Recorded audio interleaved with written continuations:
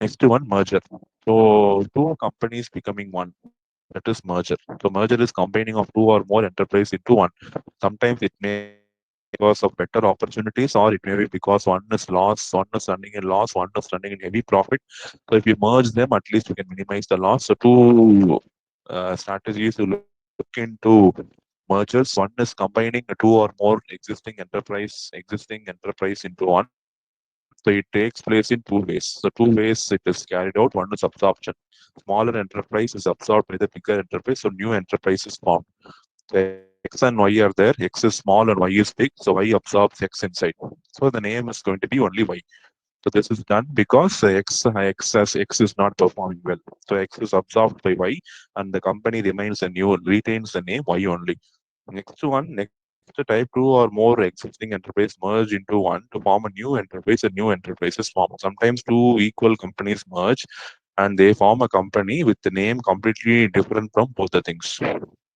Okay, that is going to be the major and best example of joint venture is Renault Nissan. Renault is a company, Nissan is a company. They have a joint venture between them to do research and produce automobiles, right? So JV is best example of JV is Renault Nissan. And merger we have seen now recently, government is merging banks, right? So many loss producing banks are being merged with profit producing banks. So that is the best example of merger. So what currently merger is done, the absorption is done. So loss producing banks are merged with the profit producing bank, and the name of the profit producing banks is retained. No new bank name is proposed. Okay. So, but in the second case, you see the two companies merge and form a new company, and the name and everything is completely going to be new. So the advantage is going to be facilitates better use of resources, enables sick enterprise to merge into healthy one. So, suppose if one company is going to have a better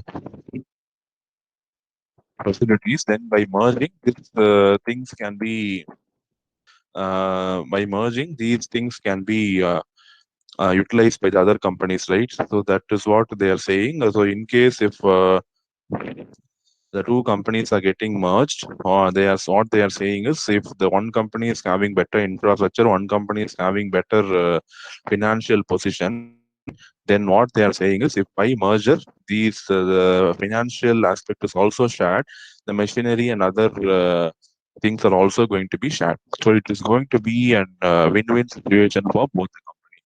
That is what they are saying in the thing. Okay. So if you see here, so it facilitates better use of resources and enables sick enterprises to merge into a healthy one. So if one, that's what I example I told you, if one bank is going to be sick, okay, it is going to be sick means definitely it is going to be merged with a healthy bank so that the losses are not going to be multiplicative or additive. Okay, the losses are not going to increase. Okay, so that is the example what we have in the current day scenario. And disadvantage leads to monopoly in particular business. It is not desired in the interest of society. So if many units are merging and becoming one, then that is not good for the society because there will be less competition. So you know when Geo came, lot of things got closed. Idea, Vodafone, everything was running in loss because he has captured a huge consumer base. So there will be monopoly. When there is monopoly, whatever he says is going to be the rule, and you cannot say no to that. So it is not good for the interest of the society. So merger may lead to monopoly.